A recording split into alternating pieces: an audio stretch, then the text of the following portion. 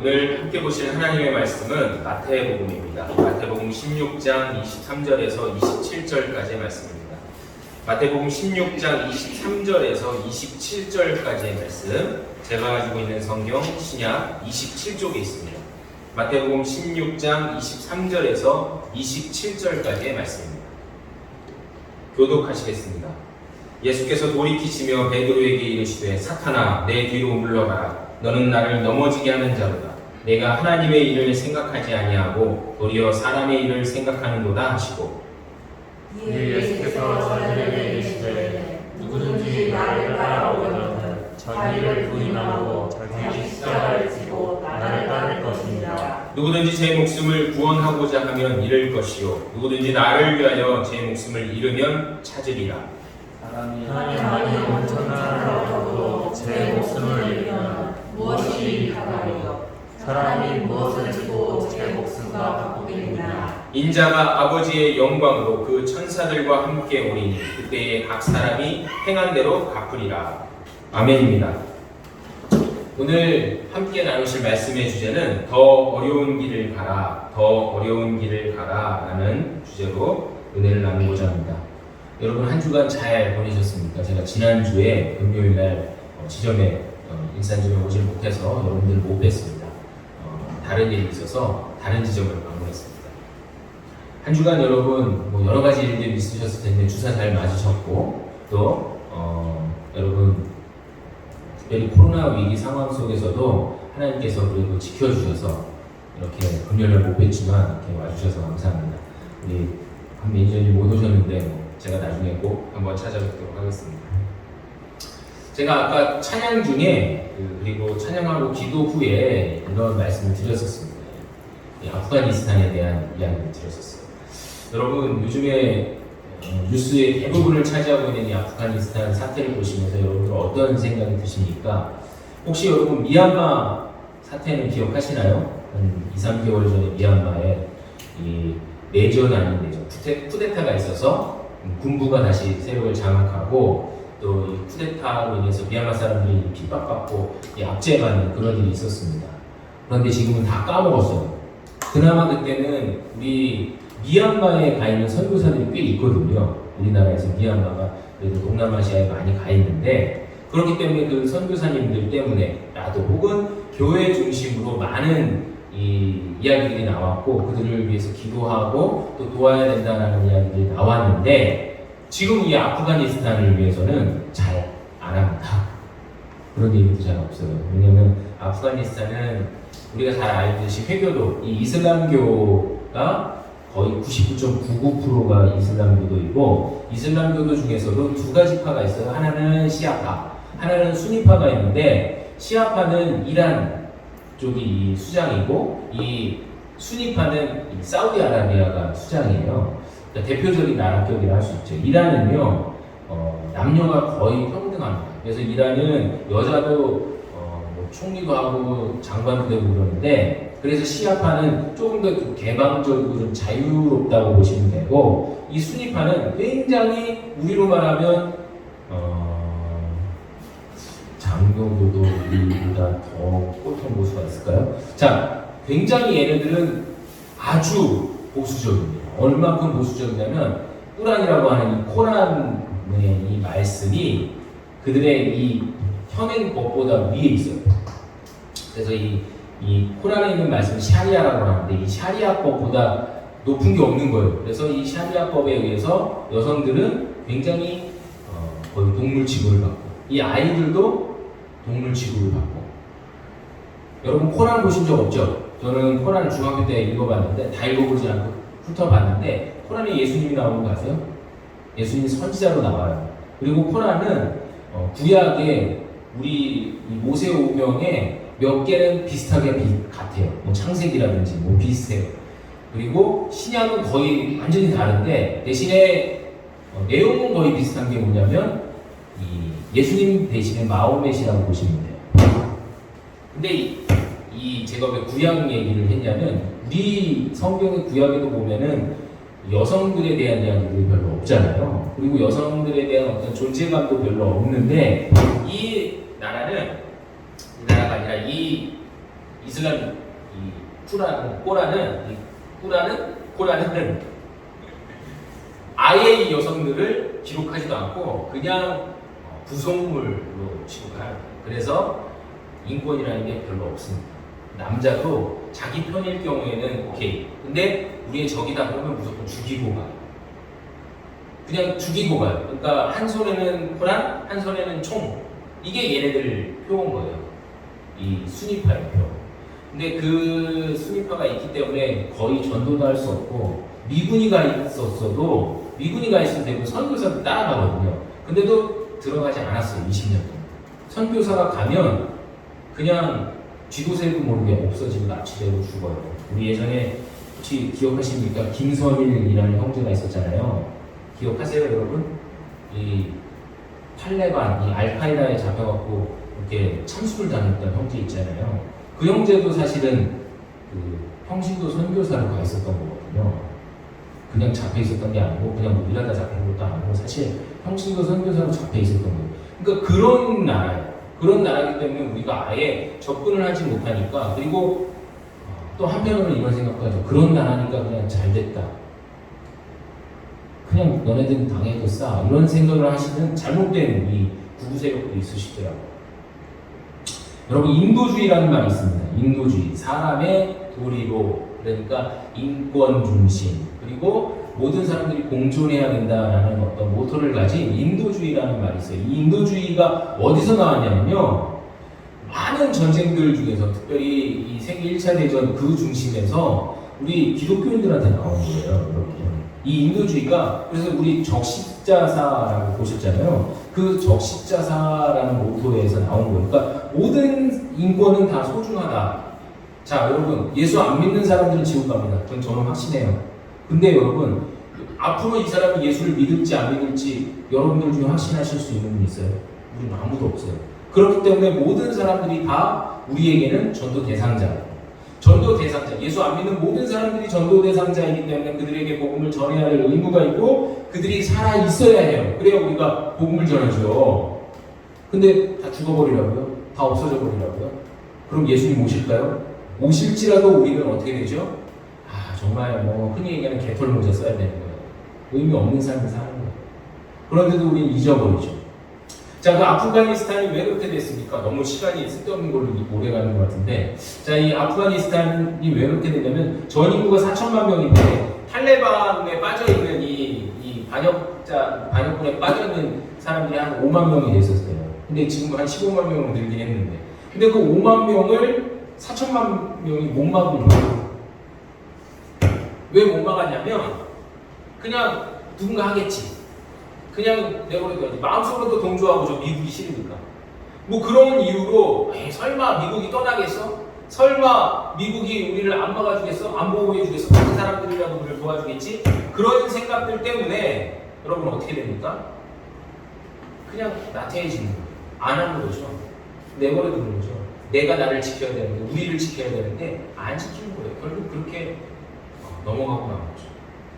여러분 우리의 신앙이 우리의 믿음이 이렇게 한순간 눈을 팔아버리면 우리의 생각이 한순간 눈을 팔아버리면 우리 역시도 넘어간다는 거예요. 오늘 본문의 말씀이 그런 말씀이에요. 오늘 본문은요 원래 17절부터 읽어야 되는 말씀인데 여러분 이 17절부터 읽어보면 어떤 이야기가 나오냐면 예수님이 가이사랴 빌립보에 가십니다. 가이사랴 빌립보의 제자들을 다 데리고 가셔서 그곳에서 이제 계시면서 제자들을 불러 모으시고 물어보세요. 정말 물어보고 싶으셨던 그동안 물어보고 싶으셨던 것들을 물어보세요. 항상 제자들이 예수님께 물어봤다면 이번에는 예수님이 제자들에게 물어보시고 사람들이 날 누구라고 하느냐 라고 물어보세요. 그랬더니 더러는 예수님을 엘리야가 부르기도 하고 또 더러는 예레미야 혹은 선지자라고 부르기도 합니다. 혹은 세례 요한이라고 부르기도 해요. 자, 그러면 이건 그냥 여러분 이 진입하기 위한 질문이고 사람들한테 이 제자들한테 진짜 물어보고 싶으셨던 건 이거였어요. 그러면 너희는 나를 누구라고 부르느냐, 뭐라고 생각하느냐, 누구라 생각하느냐라고 물어보세요. 그랬더니 이 베드로가 갑자기 떡하니 서서 이 예수님께 말씀하십니다. 뭐라고 이야기하죠? 주는 그리스도시요 살아계신 하나님의 아들이시니다. 대단한, 진짜 정말 대단한 여러분 신앙 고백이에요. 이때만 해도 성령께서 역사하시지 않으셨던 때인데 그런 고백을 했다라는 걸 오늘 예수님 뭐라고 얘기하시냐면 그건 네 입에서 나온 말이 아니라 성령께서 너를 감동시키셨구나 하면서 17절부터 19절까지 굉장한 칭찬을 해주십니다. 뭐라고 얘기하시냐면 너는 이제 교회의 반석이 될 것이고 너에게 열쇠를 줄 것이고, 우리 흔히 얘기하는 이 로마 교황청이 제일 좋아하는 이 말씀이에요. 굉장히 큰 축복이죠. 교회의 문을 네가 담당할 것이고 네가 열쇠를 갖고 있을 것이고 너를 통해서 교회가 세워질 것이고, 이 말씀을 딱 전하는 거예요. 예수님이 하시는 거예요. 베드로가 정말 너무 기분이 좋았던 거예요. 근데 사실 예수님은 이 말씀을 하시려고, 칭찬해 주시려고가 아니라 그 다음 말씀 때문에 이 얘기를 하신 거예요. 뭐라고 하셨냐면 이제 내가 십자가에 달릴 것이고 고난을 당할 것이다. 그리고 죽을 것이다. 라는 말씀을 처음으로 하셨어요. 여러분, 제자들은 예수님이 십자가, 고난, 그리고 죽을 것 생각하지 못했어요. 그 전까지 아무도 예수님이 그렇게 죽을 거라고 생각하지 않았어요. 예수님이 왕이 될 것이고 우리를 회복시켜 줄 것이고 이 민족을 구원할 자이시다 라고 생각을 했던 거예요. 근데 그 얘기를 딱 듣자마자 역시나 베드로가 이야기를 하죠. 뭐라고 이야기합니까? 예수님, 선생님이시여, 당신은 절대로 그럴 일이 없습니다. 항변하여 말씀을 하는데, 항변하던 이야기를 하는데 절대 그럴 일이 없습니다 라고 이야기해요. 여기서 항변한다 라는 표현은 에피피마오라는 단어를 쓰는데요. 이 에피피마오는요, 그냥 항변한다, 우리 성경은 굉장히 겸손하게 쓴 거고요. 원래 표현은 책망하고 꾸짖어 이르되 라는 뜻이에요. 그러니까 이 제자된 이 베드로가 나이는 조금 더 있었거든요.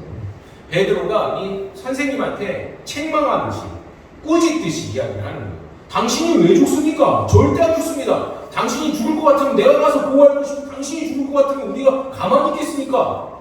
라고 이야기를 하는 거예요. 그러니까 이 굉장히 열정적으로 절대 그럴 일이 없다라고 얘기하는 그 베드로에게 예수님이 아주 단호하게 말씀하실 수밖에 없던 거예요.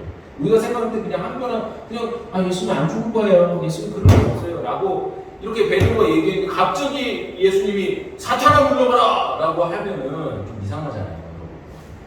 예수님 성격이 왜 그러시지? 라고 생각하지만 원래 이 헬라어는 그런 표현이 아니라는 거예요. 단호하게 끊으시니까 사탄아 물러가라. 여러분, 사탄아 물러가라 라는 말에 많은 사람들이 혼동하면 헷갈릴 때가 있어요. 베드로가 주는 그리스도시요 살아계신 하나님의 아들이십니다 라고 고백할 정도로 성령 충만한 상태였는데 사탄아 물러가라? 그럼 뭐예요? 이 안에 사탄이 있다는 거예요? 베드로가 사탄이라는 얘기입니까? 아니면 베드로 안에 사탄과 성령과 베드로가 같이 있다는 거예요? 이렇게 헷갈릴 때가 있다는 거예요. 여러분, 우리가 신앙생활하면서 아까도 말씀드렸듯이 늘 깨어 있어야 되는데 아프간 사람들처럼 어느 순간 나태해지고 또 그렇게 되겠지, 지켜주겠지, 누가 해주겠지 이런 생각을 품게 되면 여러분, 우리의 신앙도 한순간 무너집니다. 그냥 무너지는 게 아니라 완전히 박살이 나요. 왜요? 우리 뒤에는 항상 누가 있으니까 탈레반이 아니라 사탄이 있으니까. 사탄이 어떻게 합니까? 우리 속에 들어온다? 그런 뜻 아니에요. 그걸 양심론자라고 하는데 여러분, 그건 이단입니다. 우리 속에 들어오지 않아요. 사탄이 우리 속에 들어오는 게 아니에요. 사탄은 우리 귀에 대고 이야기를 하는 거예요. 야, 그렇게 살지 마. 야, 왜 꼭 그렇게 해야 해? 왜 예수를 믿어야 해? 왜 그렇게 사는 게 맞아? 아니야, 그래도 되잖아. 왜 예배를 드려? 왜 헌금을 내? 왜 봉사를 해? 왜 교회를 다녀? 그럴 필요 없어. 그렇게 속삭일 때 여러분, 우리는 어떻게 해야 돼요? 단호히 거절할 수 있어야 되는데 그게 내 얘기가 안 돼요. 왜냐하면 나는 그 말이 굉장히 달콤하거든요. 내 자아라는 건 그 얘기를 딱 들었을 때 어떤 생각이 먼저 드냐면 이게 나한테 유리한지 불리한지, 혹은 이 내 욕구에, 내 욕심에, 내 생각에 부합되는지 안 되는지 그걸 먼저 따지거든요. 당연히 사탄이 하는 말이 달콤하고 부드럽죠. 세상에서 들을만하죠. 그러니까 따라가게 돼 있는 거예요. 그래서 이야기를 하시죠. 오늘 본문의 말씀을 보면 사탄아 물러가라, 내 뒤로 물러가라 라고 하신 다음에 24절에 이에 예수께서 제자들에게 이르시되 누구든지 나를 따라오려거든 자기를 부인하고 자기 십자가를 지고 나를 따를 것이다 라고 이야기해요. 나를 먼저 부인해야 된다는 거예요. 그러니까 여러분, 사탄이 그렇게 속삭일 때 자기 자신을 부인할 수 있어요. 부인이라는 말, 여기서 사용된 부인이라는 말은요, 쉽게 말씀드리면 베드로가 나중에 예수를 몇 번 부인하죠? 3번 부인하잖아요. 똑같은 단어를 사용하셨어요. 부인한다라는 건요, 모른다는 거예요. 나너 모른다는 거예요. 여러분, 우리가 결혼할 때 결혼 서약을 맺잖아요. 결혼 딱 이렇게 주례 앞에서 결혼 서약을 맺죠. 근데 이렇게 딱딱딱딱 걸어가고 몇십 년을 살았는데 서로 이제 소원해지고 멀어지고 나중에 이혼을 하면 서로 어떻게 되죠? 부인해요. 그러니까 어떤 느낌이냐면 이혼한 사람들이 연락 서로 안 하지 않아요. 그냥 완전히 끝나는 거죠. 그 단어가 사용되어서 완전히 끝난다. 자기를 부인한다라는 건 살짝 그래 나는 밥형 주고 그래 나는 그래도 집에 가장이고 이런 거 생각 없이 그냥 나는 하나님 앞에 선 성도고 나는 하나님 앞에 살아가야 되는 제자고 자녀고 그냥 그렇게 기억을 해야 된다. 그러니까 너무 어렵죠. 너무 어려운 일이기 때문에 그게 먼저 돼야 되는데 여러분 그걸 못한다 안 한다를 뛰어넘어서 이건 우리가 주님을 따르려고 한다면 당연히 해야 되는 일이야. 안 따라가려면 안 해도 돼요. 근데 따라가려면 이렇게 해야 된다는 겁니다. 그럼 베드로가 자기를 부인한 적이 있나요? 베드로가 결국 이 말씀을 두고 자기를 부인했을까요? 못했을까요, 여러분? 사도행전 3장 12절 말씀을 보면요, 이런 말씀이 있습니다. 그 전에 이 베드로가요, 이제 야고보 요한을 데리고 성전에 기도하러 가요. 이제 성령 충만함을 받고 성전에 기도하러 가는데 가는 길에 성전 밀문에 앉아 있는 안진뱅이 아시죠, 여러분? 그 안진뱅이를 보고 베드로가 내가 너에게 줄 것은 없지만 나사렛 예수 그리스도의 이름으로 일어나라 하고 일어나게 해요. 그래서 사람들이 막 모여요. 모이자마자 이 사람들이 저 사람 누구길래 이렇게 이런 일이 일어나지? 막 수군거리면서 그를 주목하니까 베드로가 이야기합니다. 왜 너희들은 나를 주목하고 있느냐? 내가 내 힘으로 한 것이 아니라 내가 그리스도께 기도해서 나사렛 예수에게 기도해서 이런 일이 일어난 걸 너희들은 모르느냐 하면서 복음을 전해요. 여러분 베드로가 이렇게 바뀌는 거예요. 베드로는 왜 예수님께 당신은 절대로 안 죽을 겁니다. 그럴 일 없을 거예요 라고 했을까요?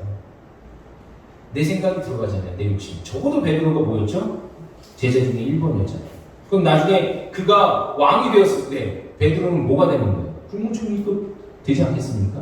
그런 욕심과 생각이 있었는데 지금 오히려 그가 자기 스스로 그런 놀라운 역사를 일으켰지만 그가 하나님 앞에서 그리고 사람들 앞에서 어떤 모습으로 보입니까? 내가 한 게 아니라 그리스도께서 하신 것이고 내 힘이 아니라 하나님의 능력이다 라고 얘기해요. 여러분 이게 자기 부인이에요. 너무 어렵죠. 그렇지만 베드로를 얼만큼 만들었습니까? 마태복음, 마가복음, 누가복음, 요한복음, 사도행전. 제가 그냥 편안하게 재밌게 이야기를 하면 이렇게 하나하나 시간이 다 지난 후에 물론 같은 시간들이지만 시간이 지난 후에 베드로에게 무엇이 있었을까요? 훈련이 있었잖아요. 훈련이 있었잖아요. 베드로를 그렇게 만들어낸 과정들이 있었잖아요. 그러니까 우리도 과정이 있습니다. 우리에게 그런 훈련의 과정이 있다는 거예요. 그런 훈련의 과정을 우리는 연단이라고도 이야기하고 때로는 고난이라고도 이야기하고 그 훈련의 과정 속에서 우리는 어떤 것을 택해야 될까? 자, 25절입니다. 누구든지 제 목숨을 구원하고자 하면 잃을 것이요 누구든지 나를 위하여 제 목숨을 잃으면 찾으리라. 필생즉사 필사즉생 이라 하면 우리가 이순신 장도 생각할 거예요. 죽고자 하는 자는 살 것이요 살고자 하는 자는 죽을 것이다 라는 말. 이순신 장군이 처음 한 게 아니라 오늘 예수님이 이 얘기를 먼저 하신 거예요. 뭐라고 이야기하시는 겁니까? 죽고자 하는 자는 살 것이고 살고자 하는 자는 죽을 것이다. 역설이자 반어법이죠. 어떻게 여러분 죽으려고 하는 사람은 살 것이고 살려고 하는 사람은 죽어요. 이 얘기는 우리 앞에 항상 결단해야 되는 상황들이 있을 때 우리는 어떤 길을 택해야 되느냐를 고민해야 된다는 겁니다. 항상 우리는 우리가 생각할 때 좋은 거, 살려고 하는 길을 택하려고 해요. 어떻게든지 내가 살아보려고 합니다. 여러분 좋은 거예요. 나쁜 거 아니에요. 인간적으로 봤을 때 그게 훌륭해요. 그런데 우리가 알잖아요. 이게 신앙적으로 선택해야 되는 일인지 아닌지. 뭐 오늘 밥을 뭘 먹어야 되지? 혹은 뭐 내일 내가 어디 놀러 가야 되지? 이런 게 아니라 내가 오늘 이 일을 했을 때 하나님께서 기뻐하실까 안 할까? 확실하게 구분되어지는 신앙의 선택의 갈림길에 있을 때 여러분 우리는 우리 욕심을 따라가면 안 된다. 우리가 원하는 대로 우리가 살고자 하는 길을 쫓아가면 어떻게 된다고요? 죽는다는 얘기예요.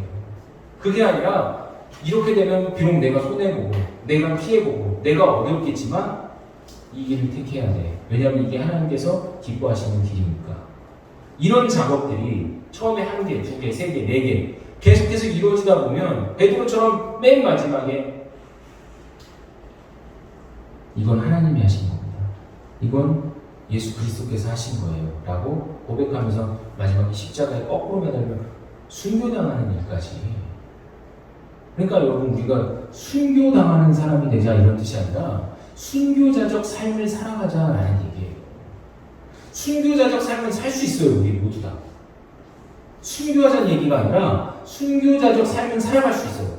순교는 여러분 복이에요. 아무나 받을 수 없는 복이에요. 뭐 죽는 게 복이야. 다른 사람한테 잡혀서 죽는 게 복이야. 라고 하시겠지만 여러분 우리 기독교 신앙이 여태까지 이야기한 게 그거예요. 2000년 동안 순교자가 된 사람들은 다 복받은 사람들이었어요. 순교자가 되는 건 쉽지 않아요. 근데 우린 다 똑같이 순교자적 삶을 살아가야 해요. 믿는 사람이라면 모든 사람들이 말이죠. 그런 순교자적 삶을 살아가면 오늘 27절 인자가 아버지의 영광으로 그 천사들과 함께 오리니 그때 각 사람이 행한 대로 갚으리라 하면서 우리 아까 저만 읽었던 28절 이 중에 인자가 오는 것을 볼 자도 있느니라라고 이야기해요. 이 얘기를 많은 사람들은 이제 이 사람들 중에 그러니까 제자들 중에 예수님이 재림하실 것을 볼 사람이 있겠구나 하면서 기다렸던 사람들이 2000년 전에 있었어요. 근데 100년이 지나도 예수님은 안 오셨고 지금 2000년이 지나도 다시 안 오셨잖아요. 이 말씀은 그런 뜻이 아니에요. 오늘 예수님께서 말씀하셨을 때는 한창 공생의 사역을 하셨을 때고 그 공생의 사역을 마무리하셨을 때가 십자가에 달려 죽으시고 그 다음에 말씀하신 건 뭐냐면 부활이에요. 예수님은 부활하십니다. 할렐루야. 그 부활 때문에 우리의 믿음과 신앙이 생긴 거예요. 이들 중에 인자가 다시 오실 것을 볼 사람들이라는 것은 예수님 부활하실 것을 볼 사람들이 있겠다라고 이야기해요. 왜냐하면 못 보는 사람들이거든요. 이들 중에 못 봤던 사람이 누구지? 한 명. 가나안 유다잖아요. 우리 여러분 기억해야 돼요. 오늘 똑같은 말씀을 듣고도 오늘 똑같이 복음을 받고도 똑같이 예수 그리스도를 보았지만 가룟 유다는 예수님의 부활을 못 봤어요. 죽었어요. 그냥 자살했잖아요. 여러분 자살이 죄가 아니다 이런 얘기를 하는 게 아니에요. 자살은 당할 수도 있거든요. 자살 당한다는 말 여러분 아세요? 자살을 하는 게 아니라 자살은 당할 수 있어요. 저는 자살 당하는 사람이 있다고 생각해요. 자살하는 사람만 있는 게 아니라 다른 사람들이 나를 궁지에 몰아서 왕따를 당해서 정말 죽을 것 같아요. 그래갖고 본의 아니게 실수로 혹은 너무 죽을 것 같아서 이렇게 사는 것보다 차라리 죽는 게 낫다 해서 죽었어요. 그럼 여러분 자살한 게 아니라 자살 당한 거잖아요. 자살 당한 사람도 있어요. 근데 이 가룟 유다는 자살한 거예요. 자기의 범죄 때문에 자살한 거잖아요. 이 자살한 사람은 예수님의 부활을 못 본 겁니다. 여러분 우리도 예수님의 부활을 다 보았잖아요. 우리의 지금 삶으로 그리고 주의 복음으로 성령이 역사하시는 우리는 다 보고 있잖아요. 어떻게 보았습니까? 그리스도의 그 길을 쫓아가면서 쉬운 길이 아니라 어려운 길을 따라가면서 그리고 살 길이 아니라 죽을 길을 쫓아가면서 지금 이 자리에 있는 거죠. 이 믿음이 우리 안에 있다면 여러분 우리가 하나님께 한 발자국 걸어가고 있는 자기를 부인하는 사람이 되고 있다는 반증 뿐만 아니라 그 길을 걸어가면서 십자가도 져야죠. 여러분의 십자가는 무엇입니까? 제가 이 말씀을 짧게 드리려고 뒤로 뺐어요. 여러분 우리 십자가는 뭐예요? 각자가 다 다르죠. 근데 십자가 없는 사람이 있습니까? 우리 다 십자가가 있어요. 얘기를 안 해도 다 있어요. 어떤 사람은 자녀일 수도 있고, 어떤 사람은 삶의 여러 가지 문제와 짐일 수도 있고, 또 어떤 사람은 아주 거룩하게 복음을 전하는 게 십자가일 수도 있어요. 우리 각자의 십자가가 다 다르지만 다들 십자가는 다들 쥐고 계신 줄로 믿습니다. 문제는 자기 부인이잖아요. 자기 부인 훈련되고 있을 때 우리는 어떤 길을 택해야 된다? 조금 더 어려운 길을 찾아서 살 길이 아닌 죽을 길을 쫓아서 따라간다면 가장 주께서 기뻐하시는 길인 줄로 믿습니다. 그 길을 쫓아갈 때 이것이 우리 성도의 삶인 줄로 믿고 주님 앞에 나아가는 저와 여러분들이 되시기를 주님의 이름으로 축원합니다.